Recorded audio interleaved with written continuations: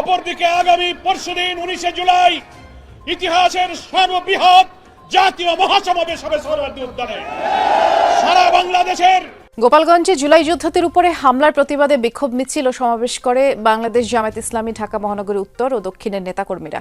বৃহস্পতিবার বাদ আসর বায়তুল মোকাররম জাতীয় মসজিদের উত্তর গেটে অবস্থান নিয়ে তারা সমাবেশ করেন। সমাবেশে গোপালগঞ্জের হামলার তীব্র নিন্দা ও প্রতিবাদ জানান সংগঠনটির শীর্ষ নেতারা। আর এই ন্যাক্কারজনক হামলায় কারা জড়িত তা অন্তর্বর্তীকালীন সরকারের স্পষ্ট করে প্রকাশ করা উচিত বলে মনে করেন জামায়াত ইসলামীর নায়েবে আমির সৈয়দ আব্দুল্লাহ মোহাম্মদ তাহের। জাতিকে জনগণকে বিস্মিত করে যে ঘটনা গোপালগঞ্জ ঘটেছে তার বিরুদ্ধে জামায়াত ইসলামী আজকে সারা দেশে বিক্ষোভের ডাক দিতে বাধ্য হয়েছে। প্রিয় দেশবাসী, আমাদের বিবেচনায় নিতে হবে এই হামলাটা কখন ঘটালো, দেশের তাহলে কি পরিস্থিতি চলছে। যে মুহূর্তে বাংলাদেশের জনগণ আসন্ন জাতীয় সংসদ নির্বাচনে একটি জাতীয় ঐক্যমত্য গড়ে তুলে আবার সুষ্ঠু নিরপেক্ষ নির্বাচনের মাধ্যমে নির্বাচিত সরকারের কাছে ক্ষমতা হস্তান্তরের জন্য প্রচেষ্টা চালিয়ে যাচ্ছে, যেটা ছিল জুলাই বিপ্লবের আকাঙ্ক্ষা, এটা একটা মুহূর্তে আমরা এখন জাতীয় অতিক্রম করছি। অপরদিকে আগামী পরশুদিন 19 জুলাই ইতিহাসের সর্ববৃহৎ জাতীয় মহাসমাবেশ হবে সোহরাওয়ার্দী উদ্যানে। সারা বাংলাদেশের জেলা, মহানগর, ঢাকার পার্শ্ববর্তী সমস্ত জনগণ এই মহাসমাবেশে আসার জন্য ব্যাপক প্রস্তুতি, প্রচার, মিছিল, মিটিংয়ে বাংলাদেশ মুখরিত করে রেখেছে। সেই মুহূর্তে আসসালামু আলাইকুম প্রিয় দর্শক, কেমন আছেন সকলে? আশা করি সকলে ভালো আছেন। বাংলাদেশে যে রাজনৈতিক প্রেক্ষাপট এবং যে পরিস্থিতি চলছে তারই আলোকে আজকের এই গুরুত্বপূর্ণ ভিডিও, যার মধ্য থেকে আরও একবার গোপালগঞ্জকে ইঙ্গিত করল। গোপালগঞ্জের হামলার প্রতিবাদে জানিয়েছে লক্ষ্মীপুর জামায়াতের বিক্ষোভ। আশা করি আজকের ভিডিওটি সম্পর্কে বুঝতে পারছেন যে কি বিষয়ে কিভাবে আলোচনা করেছে। তাই বলে আপনি যদি ভিডিওটি চালু দিয়ে থাকেন অবশ্যই না টেনে ভিডিওটি শেষ পর্যন্ত দেখার অনুরোধ রইল। সেই সাথে আপনি যদি আমাদের চ্যানেলে নতুন দর্শক হয়ে থাকেন তাহলে অবশ্যই ভিডিওটি লাইক, চ্যানেলটি সাবস্ক্রাইব করে আমাদের সাথে থাকুন এরকম লেটেস্ট আপডেট নিউজ সবার আগে পাওয়ার জন্য। আর এখন কথা না বাড়িয়ে চলে যায় সেই কাঙ্ক্ষিত গুরুত্বপূর্ণ নিউজটি দেখার জন্য নিউজ স্ক্রিনে।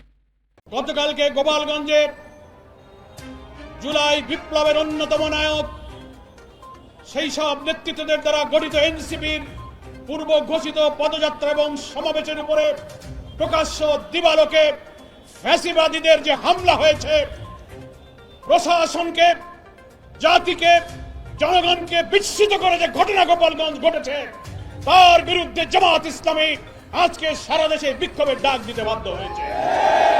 প্রিয় দেশবাসী, আমাদের বিবেচনায় নিতে হবে এই হামলাটা কখন ঘটালো, দেশের তাহলে কি পরিস্থিতি চলছে। যে মুহূর্তে বাংলাদেশের জনগণ আসন্ন জাতীয় সংসদ নির্বাচনে একটি জাতীয় ঐক্যমত্য গড়ে তুলে আবার সুষ্ঠু নিরপেক্ষ নির্বাচনের মাধ্যমে নির্বাচিত সরকারের কাছে ক্ষমতা হস্তান্তরের জন্য প্রচেষ্টা চালিয়ে যাচ্ছে, যেটা ছিল জুলাই বিপ্লবের আকাঙ্ক্ষা, এটা একটা মুহূর্তে আমরা এখন জাতীয় অতিক্রম করছি। অপরদিকে আগামী পরশুদিন 19 জুলাই ইতিহাসের সর্ববৃহৎ জাতীয় মহাসমাবেশ হবে সোহরাওয়ার্দী উদ্যানে।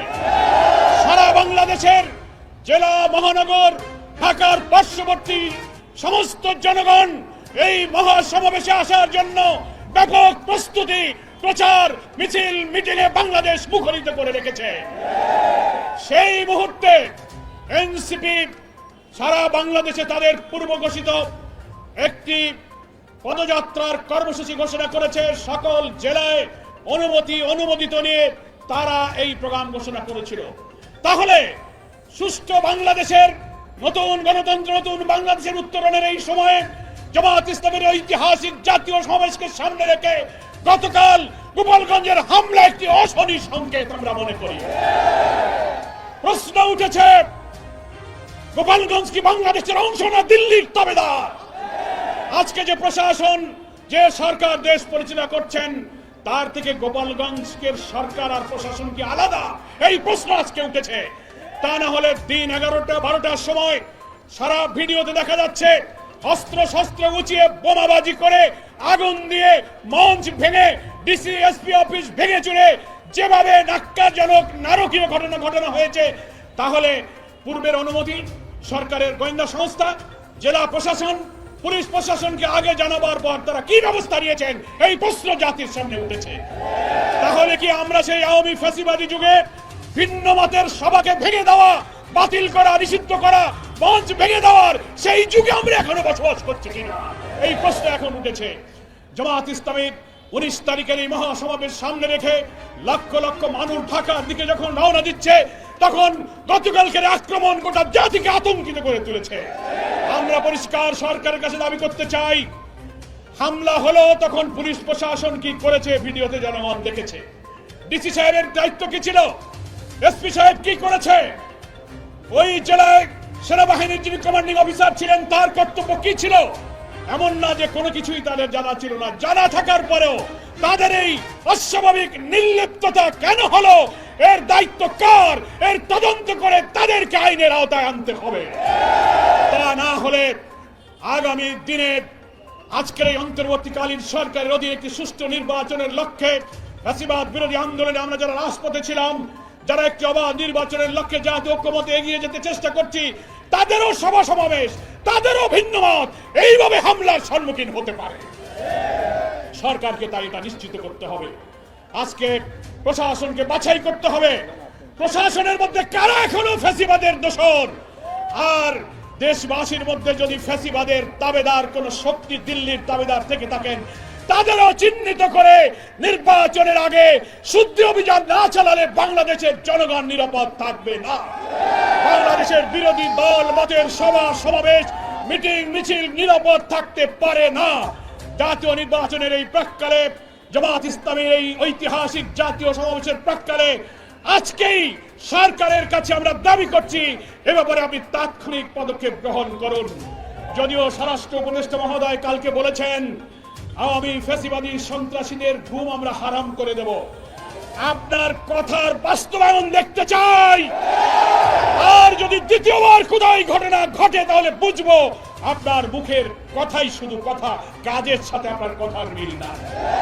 গোপালগঞ্জে জুলাই যোদ্ধাদের উপরে হামলার প্রতিবাদে বিক্ষোভ মিছিল ও সমাবেশ করে বাংলাদেশ জামায়াত ইসলামী ঢাকা মহানগরী উত্তর ও দক্ষিণের নেতাকর্মীরা। বৃহস্পতিবার বাদ আসর বায়তুল মোকাররম জাতীয় মসজিদের উত্তর গেটে অবস্থান নিয়ে তারা সমাবেশ করেন। সমাবেশে গোপালগঞ্জের হামলার তীব্র নিন্দা ও প্রতিবাদ জানান সংগঠনটির শীর্ষ নেতারা। আর এই ন্যাক্কারজনক হামলায় কারা জড়িত তা অন্তর্বর্তীকালীন সরকারের স্পষ্ট করে প্রকাশ করা উচিত বলে মনে করেন জামায়াত ইসলামীর নায়েবে আমির সৈয়দ আব্দুল্লাহ মোহাম্মদ তাহের। বলেছেন, শুধু পুলিশ প্রত্যাহার করলেই হবে না, স্বরাষ্ট্র উপদেষ্টাকে অপসারণ করতে হবে। সমাবেশে জামায়াতের সেক্রেটারি জেনারেল মিয়া গোলাম পরোয়ার বলেছেন, মঞ্চ ভাঙচুর করে অবরুদ্ধ করা হয়েছে জুলাই যোদ্ধাদের, এটি পরিকল্পিতভাবেই সহিংসতা। নির্বাচনের আগে প্রশাসনে শুদ্ধি অভিযান না চালালে দেশ নিরাপদ থাকবে না। পরে নেতাকর্মীদের নিয়ে মিছিলটি বায়তুল মোকাররম থেকে শুরু হয়ে শাহবাগ মোড়ে গিয়ে শেষ হয়। পরিষ্কার দাবি জানাই, এই স্বরাষ্ট্র মন্ত্রীকে অবিলম্বে প্রত্যাহার করতে হবে। উনি দাঁড়াতে পারেন না।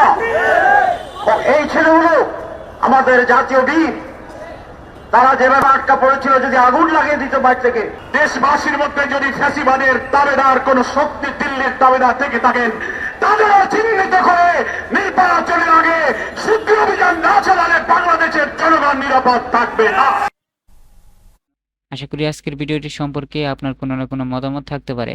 অবশ্যই কোনো না কোনো মতামত থাকলে কমেন্ট করে জানাতে ভুলবেন না। আজকের ভিডিওটি একটি বাংলাদেশে ঘটে যাওয়া সম্প্রতি ঘটনা। যেহেতু আপনি একজন বাংলাদেশী নাগরিক, সেই অনুপাতে বাংলাদেশে থাকা এবং বাংলাদেশ সম্পর্কে কথাবার্তা বলা এটা আপনার স্বাধীনতার নৈতিক বিষয়। তাই বলে আপনি যদি ভিডিওটি দেখে থাকেন তাহলে কোনো প্রশ্ন জেগে থাকলে অবশ্যই কমেন্ট করে জানাতে বলবেন না। আর আজকের ভিডিওটি আমরা প্রায় শেষ প্রান্তে চলে এসেছি। আজকের ভিডিওটি আমরা এখানেই শেষ করে দেব। দেখা হবে পরবর্তী লেটেস্ট আপডেট নিউজের সঙ্গে। এতক্ষণ আমাদের চ্যানেলের সঙ্গে থাকার জন্য আপনাকে অসংখ্য ধন্যবাদ। আমি ছোট্ট একটা অনুরোধ করব, প্রত্যেক দিন প্রত্যেক মুহূর্তে লেটেস্ট আপডেট নিউজের জন্য অবশ্যই আমাদের চ্যানেলটি সাবস্ক্রাইব করে পাশে থাকবেন এরকম লেটেস্ট আপডেট নিউজ পাওয়ার জন্য। আর ইতিমধ্যে যদি সাবস্ক্রাইব করে থাকেন তাহলে তো আপনাকে অসংখ্য ধন্যবাদ।